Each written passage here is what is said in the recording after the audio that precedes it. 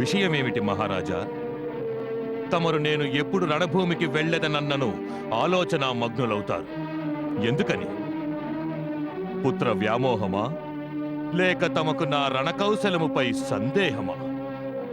ఇంద్రజిత్, నీవు లంకకు దృఢమైన ప్రాకారము వంటి వాడవు. లంకా దుర్గపు పునాదులు నీ ఆధారము వలనే నిలిచి ఉన్నవి. అందుకని నిన్ను రక్షించుకునుట చాలా అవసరం. ఆదిదేవుడు నిన్ను రక్షించుగాక. నీకు జరగరానిది ఏదైనా జరిగితే పుత్ర, ఈ లంక అనాథ అయిపోతుంది. అనాథ. తమరు ఉండగా ఈ లంక ఎలా అనాథవుతుంది పితృదేవా? కాని నేను ఉండగా లంకేశ్వరుని అభిమానము భంగపడితే, లంకానాథుని ప్రతిష్టను రక్షించలేకపోతే నా వంటి ప్రాకారము దుర్గమునకు రక్షణగా ఉండడంలో ఏమి లాభము? లాభ నష్టముల గురించి నీకెటుల బోధపరచగలను వత్స. ఎంతటి విలువైన వజ్రమునకైనా తన విలువ ఏమిటో తనకి తెలియదు. నేడు కేవలం లంకేశ్వరునికే కాదు, మొత్తం లంక ప్రతిష్టకే ముప్పు వాటిల్లినది. యావత్ రాక్షస జాతి గౌరవ సమస్య. దానిని కాపాడ్డానికి తమరు నేను ఇద్దరమే మిగులున్నాం. మన ఇద్దరిలో ఎవరో ఒకరు పోవాలి. చేతిలో యుద్ధ పతాకము ధరించి అందరికంటే ముందు నీ తండ్రి వెళతాడు. ఎందుకు? ఎందుకనిన నీవు లంక భవిష్యత్తు నాయనా. భవిష్యత్తును రక్షించడం వర్తమానం ధర్మం. ఆ మాట పితృవ్యామోహము చెబుతున్నది. కాని పుత్రుని ధర్మము అనుజ్ఞనిచ్చుటలేదు. తండ్రికి ఉపయోగపడని వాడు పుత్రుడెలా అవుతాడు? ఇంద్రజిత్తు ఉండగా తమరు వెళ్లడం చాలా అవమానకరమైనది. తమరు రణభూమికి స్వయంగా వెళ్లడం ఆనాడు నాకు ఉచితముగా తోచలేదు. హనుమంతుని దూతగా గౌరవించి వదిలేసిన పక్షమున కూడా నేను లేను. అంగదుడు వచ్చినాడు. నిండు పేరోలగమున అవమానము చేసి మహాదర్పముతో వెళ్ళిపోయినాడు. మనము అణగి ఉన్న కొలది వారి ఉత్సాహము పెరిగిపోతూ ఉంటుంది. పితృదేవా, లంకా నగర ప్రతిష్ఠ కోసం తమ ప్రాణములను ఆహుతి చేసి ఎందరో వెళ్ళిపోయినారు. వారిని నేను తిరిగి తీసుకురాలేను.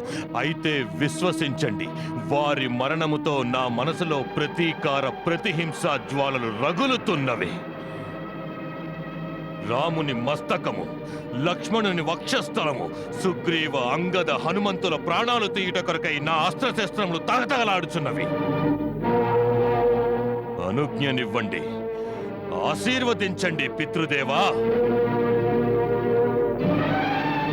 అసుర నాయక, ప్రళయముగా విజృంభించి శత్రువులను నాశనం చేయమని తమ సేనానికి ఆదేశమియ్యండి.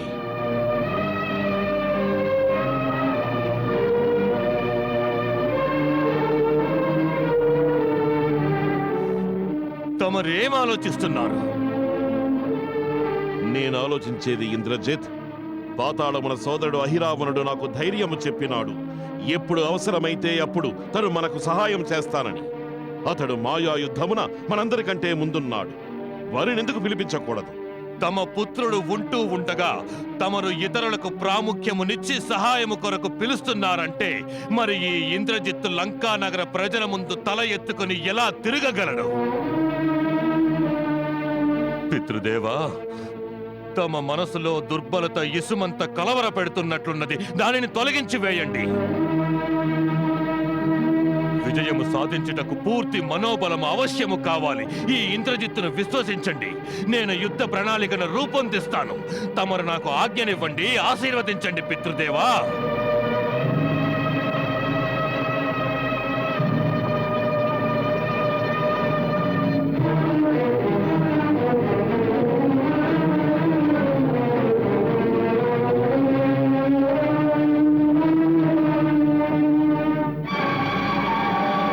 వెళ్ళు కుమారా, విజయ పతాకము ఎగురవేస్తూ మరలిరా.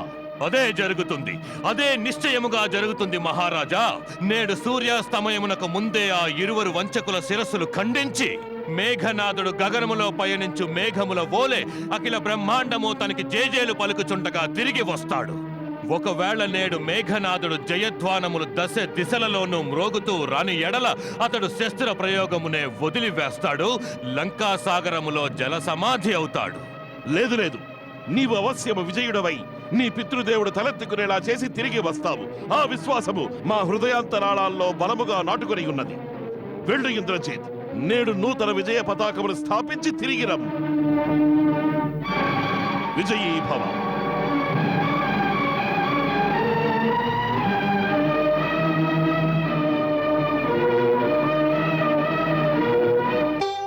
సులోచన, సులోచన, అమ్మా సులోచన.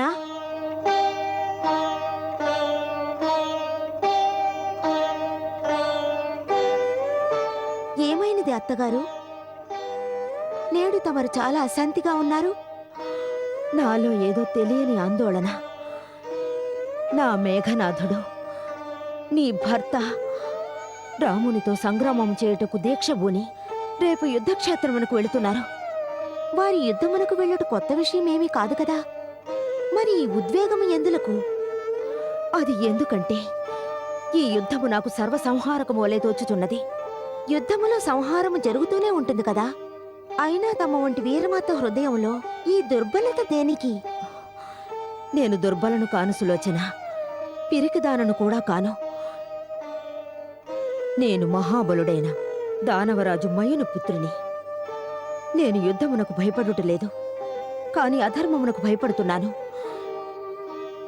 నేడు లంకాధీశుడు చేస్తున్న యుద్ధము వీరోచితమైనది కాదు. ఎందుకంటే అది ధర్మవిరుద్ధమైన అధర్మ యుద్ధము. ఏ యోధుడైనా ఎంతటి వీరుడైనప్పటికీ అతడు అధర్మమునకు చేయూతనిస్తే అప్పుడు అతని విజయము అసంభవము, అసంభవము. నేను ఆ పరిణామమునకే భయపడుతున్నాను. నేడు లంకలో శోకఛాయలు ఆవరించినవి. మహారాజు పుత్రులు నలుగురు ఒకేసారి రణభూమిలో నేల కొరిగిపోయారు. అకంపనులు, దారుకుల్లాంటి సేనాపతులు, కుంభ నికుంభులనే మహాబలులు అందరినీ శ్రీరాముని యోధులు సంహరించారు. నా ప్రభువు కుశలమే కదా? ఆ నేడు శ్రీరాముడు యుద్ధము చేయలేదు.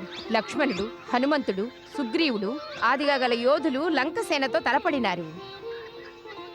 ఈ సమాచారం విన్నంతనే మహారాజుకు చాలాసేపటి వరకు స్పృహ రాలేదు. ఇప్పటికైనాను వానికి బుద్ధి వచ్చినదా? శ్రీరాముని శరణు వేడవలనని? లేదు, అదే జరగలేదు. అందువలన ఇప్పుడు జరగబోయే యుద్ధము చాలా భయానకంగా ఉంటుంది. రేపు మేఘనాథుడు యుద్ధానికి వెళ్ళబోతున్నాడని విన్నాను. నలుగురు పుత్రులు కలిసి యుద్ధ ఫలితమును మార్చలేకపోయినారు. కుంభకర్ణుని వంటి మహాబలుడైన రాక్షసుడు మరుదినమును చూడలేకపోయినాడు. మరి ఈ మేఘనాథుడు ఏమి చేయగలడు? లేదు పుత్రి, ఇంద్రజిత్తు అపార శక్తుల గురించి నీకు తెలియదు. ఎన్నో అపూర్వమైన సిద్ధులను పొంది ఉన్నాడు. నేను చాలా భయపడుతున్నాను. రేపేం జరుగుతుందో తెలియడం లేదు. మహారాజా సుగ్రీవ, ఎంతవరకు శత్రువుల నుండి దాడి జరగదో అంతవరకు మన వైపు నుండి కూడా జరగకూడదు.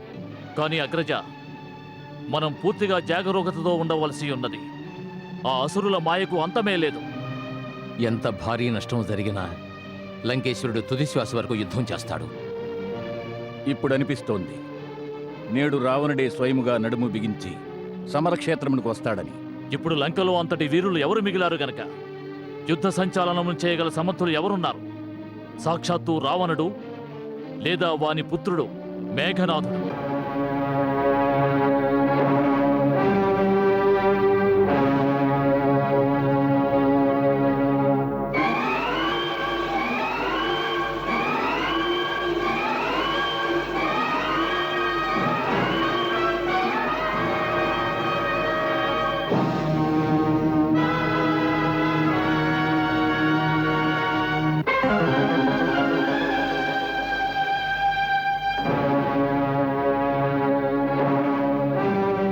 నీవెందులకింత అవిశ్రాంతముగా నిలుచునున్నావు ప్రియా? ఎప్పుడు యోధులు రణభూమికి వెళ్ళినను వారి భార్యలు అవిశ్రాంతముగాను దూరముగాను నిలుచుని ఉండరు. తమ హస్తములతో వారి అస్త్రశస్త్రములు అలంకరిస్తారు, వారి ఉత్సాహమును పెంచుతారు. నేడు యుద్ధములో నేను సైన్యమునకు నేతృత్వం వహిస్తున్నాను. ఎంతో హర్షించదగ్గ విషయం. కాని నీవచట నిలబడి ఏమాలోచిస్తున్నావు? నేను ఆలోచించేది ఈ యుద్ధం యొక్క పరిణామము గురించి. యుద్ధ పరిణామము కేవలం ఒక్కటే, మా విజయము. ఈ విజయమునకు మూల్యమేదైనా చెల్లించవలసి వస్తే? సులోచన, శేషనాగు పుత్రివి, ఇంద్రజిత్తు పత్నివి అయ్యుండి ఇంత వ్యతిరేకముగా ఎలా ప్రశ్నించగలుగుతున్నావు? విజయము కొరకు ఎంత మూల్యము చెల్లించవలే, దాని అంతిమ పరిణామము ఎట్లుండునులను విషయములను వీరపురుషులు ఎప్పుడూ ఆలోచించరు. ఈ సమయమున శత్రువులు మన ద్వారమున నిలబడి సవాలు చేస్తున్నారు. ఈ క్షణమున మనసులో శంకలు, దౌర్బల్యము దరికి రానివ్వకూడదు. కేవలం ఒక్కటే లక్ష్యం, వైరికి సమాధానం మన బాహుబలంతోనే ఇవ్వాలి. నాగబాలిక, దరహాసముతో నన్ను యుద్ధమునకు పంపుటకు సన్నద్ధముగా, దాని వలన నేను విజయుడనై నీ వద్దకు తిరిగి వస్తాను. ఓ, మాతేశ్వరి కూడా వచ్చినది. మాత, నన్ను ఆశీర్వదించు. నా ఆయుష్ను కూడా విధాత నీ ఆయుష్నకు జత చేసి చిరంజీవిగా వర్ధిల్లు తండ్రి. ఆయుష్ కాదు, విజయవరము నొసగు మాత. ఒకవేళ సృష్టికర్త భగవంతుని తర్వాత మాతకు ఆ స్థానముంటే నీకు ఇదే నా వరదానము. నేడు రణభూమి నుండి నా మేఘనాథుడు విజయం సాధించకుండా మరలిరాడు. మాత ఆశీర్వాదము లభించినది. ఇక ఈ మేఘనాథుని ఏ శక్తి ఓడించలేదు. నేను అస్త్రములను పూజించి వచ్చులోగా నీవు కులదేవత నికుంబలాదేవి పూజకు ఏర్పాటు చెయ్యి.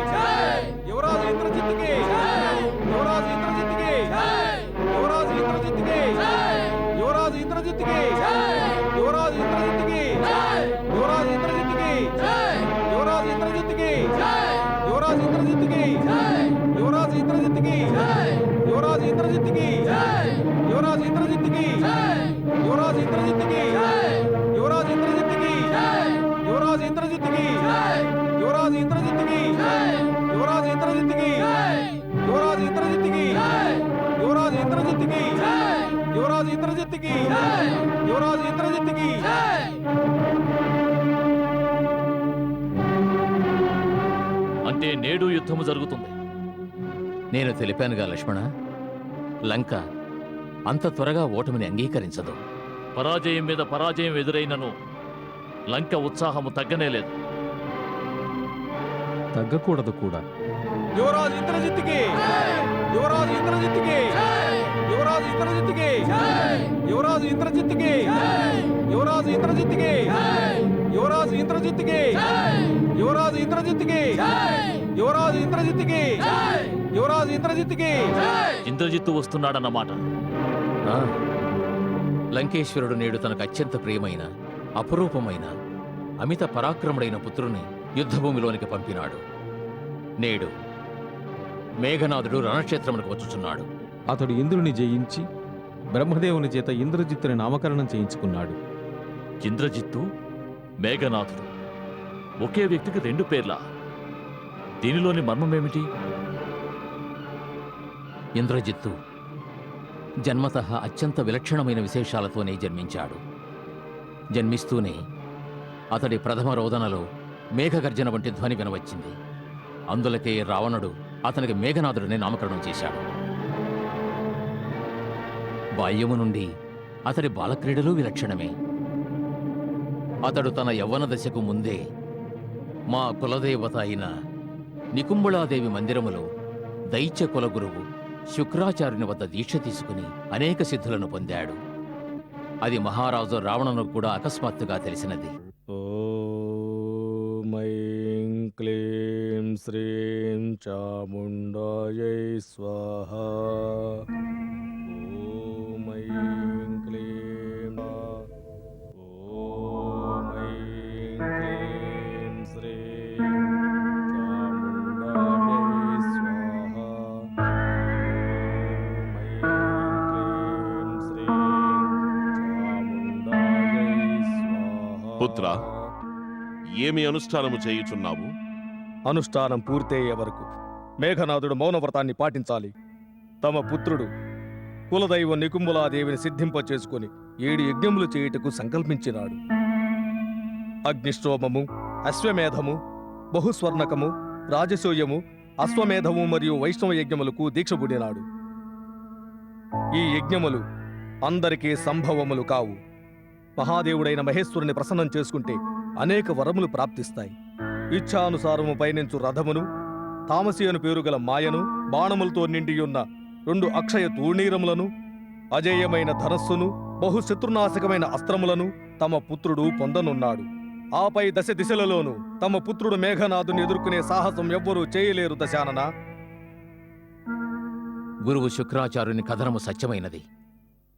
మేఘనాథుడు సమస్త శక్తులను ప్రాప్తింపజేసుకున్నాడు.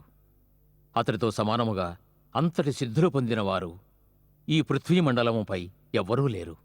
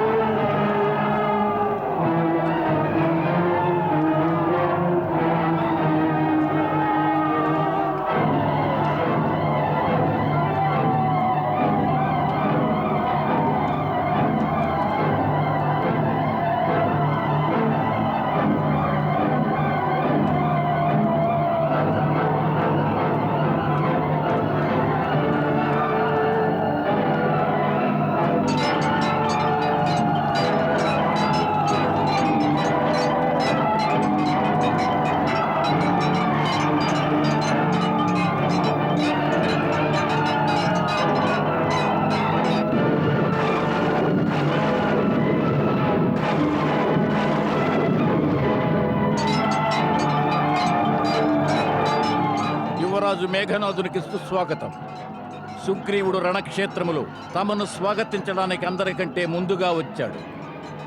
సుగ్రీవా, మేఘనాథుని ఎదురుగా నిలబడి నీవు అకాల మృత్యువును ఆహ్వానిస్తున్నావు. ఎక్కడ ఉన్నాడు రాముడు, అతడి అనుంగు సోదరుడు లక్ష్మణుడు? వారిని ఎదురుగా రమ్మని చెప్పు. నేడు రణక్షేత్రమునకు వారి కాలుడు వచ్చి ఉన్నాడు.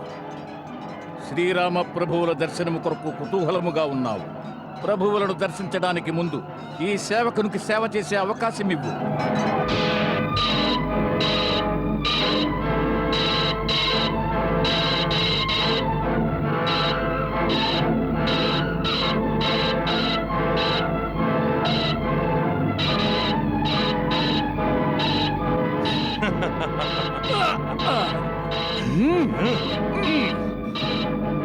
గదా నీవా?